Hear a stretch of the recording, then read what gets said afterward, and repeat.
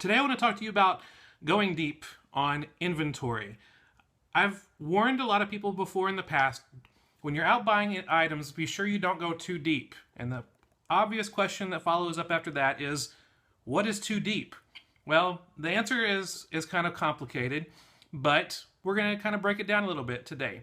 So when asking about how deep should you go, most of the time we're asking about how many of an item should you buy. A lot of times when you first start out selling on Amazon FBA, a lot of people are doing garage sales or thrift stores, and usually they're maybe only finding one item. The item probably has really good ROI, and they send it into Amazon, start making some sales. But then you start doing retail arbitrage, and then there's opportunities to buy multiples of items. Maybe you go to clearance sections and you find maybe 2 or 3 of the same item.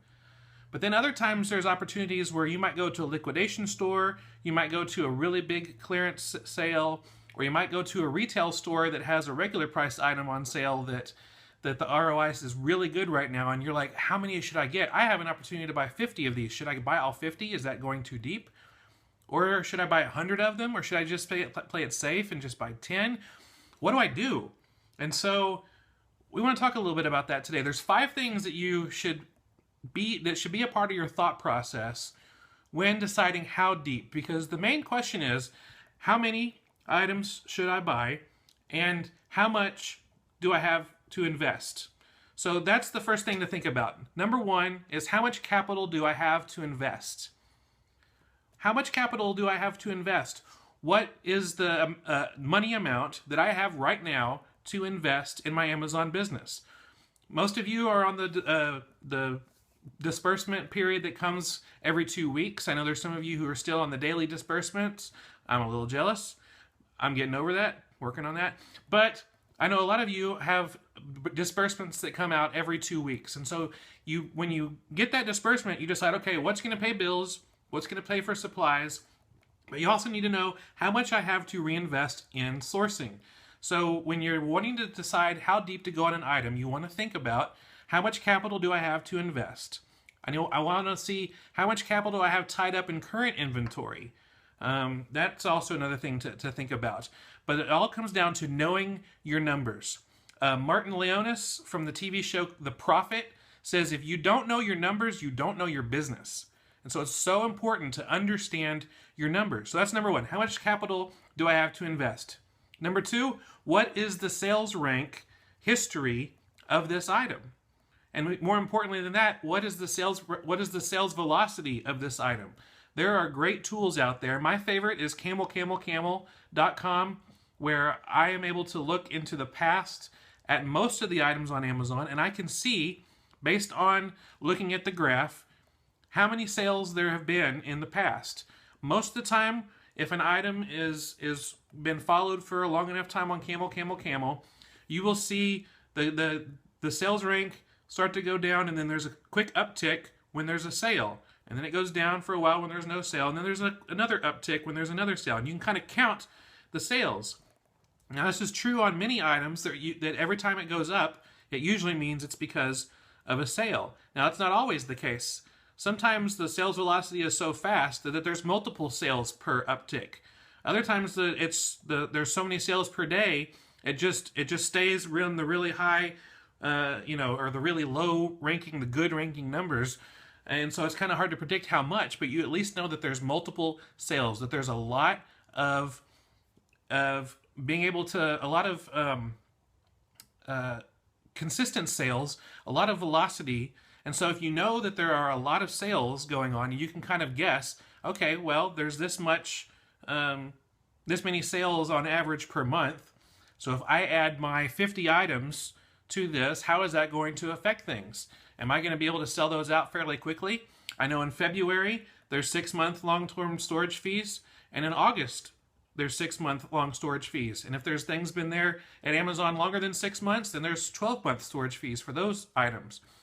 The items that you have multiples of, your long-term storage fees, there's one item that's exempt, but any of the multiple items you have in Amazon, you'll be charged long-term storage fees if they've been at FBA warehouse for 6 months or longer. And so that's something to think about.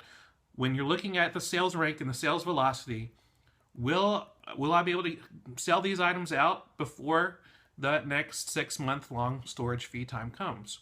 So that's the second question to think about. Looking at camel, camel, camel with the sales rank and the velocity. The third thing to think about, question to think about, how many sellers are on this item? What you need to look at your competition. And because if there are a lot of sellers on that item, then you're going to be competing with a lot of people. And the smaller the number of competitors, the more likely you're going to get the sale. It's just the odds are more in your favor to get the sale if there's less competitors. But not only that, you want to take things maybe a little bit deeper, but how many do they have in stock? How many items do your competitors have in stock? And there's a trick that I've figured out, other resellers have figured out that I want to tell you. If you go to fulltimefba.com/stock level, I teach you a quick trick to find out how many items your competitors have in stock. And it works on all of your competitors, and it sometimes works with Amazon too. You can see how much Amazon has in stock sometimes. It's not 100% with Amazon because sometimes they'll put buying limits, so they'll have like limit 3. But the quick version of that trick is you go and add that particular item to your inventory of your competitor. Say you're competing with someone named Bob's Store Number 1. So you go to Bob's Store Number 1 and you add that item to your inventory. Then you add 999 quantity in your shopping cart. And then it tells you, I'm sorry, they don't have 999, they only have 32, or they only have 3 in stock. And so therefore you know how many your competitors have in stock at the moment. Now just be sure you delete it from your shopping cart. You don't want to accidentally click buy and then have 999 items come to your house 2 days later, because there's a competitor who will have over 1,000 items, and you want to make sure that you're not competing against a competitor who has over 1,000 items in stock, unless it's like in a top 10 rank on Amazon. So it's something to look at. Look at your competitors. How many competitors do you have? Look at the competitors who are priced closely to you. See how many they have in stock, and you can get an idea on how deep you should go. Now, there's a couple more tips on of what to think about. I want to be respectful of your time. I don't want to talk too long. So if you go to the blog, fulltimefba.com/going deep, you will be able to see a couple more tips of things to think about before you pull the trigger on buying multiples of an item. Because there's sometimes, yes, you should buy 50 of them. There's other times where you're like, you should probably only buy 1, maybe not even that. So there's more to talk about at fulltimefba.com/going deep. But the number one thing that I want you to realize, the best way to learn is to experiment. We learn best by trial and error. We can read all the books, watch all the videos that we can on YouTube, on Periscope.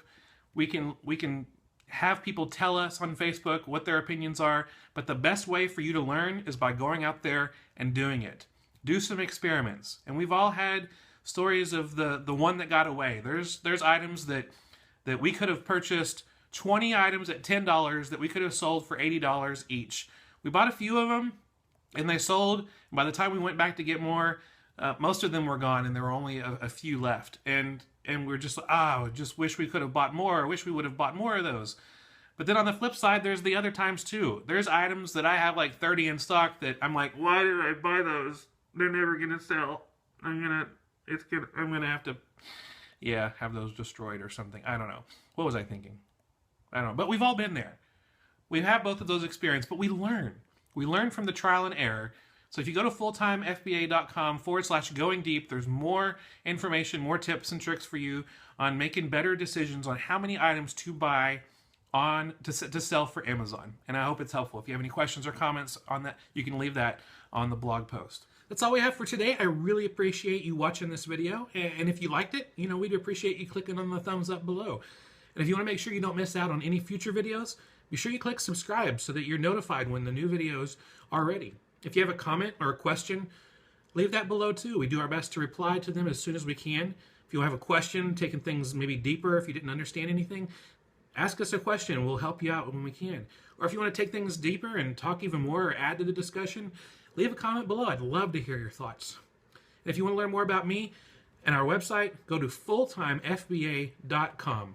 We give out free PDFs, free helps, free blog posts, videos, more stuff to help you take your Amazon business to the next level. And if you're looking for any links that we talked about during this video, you can find those in the description below. So I look forward to seeing you on the next video. I will see you soon. I hope you have a great day. Bye.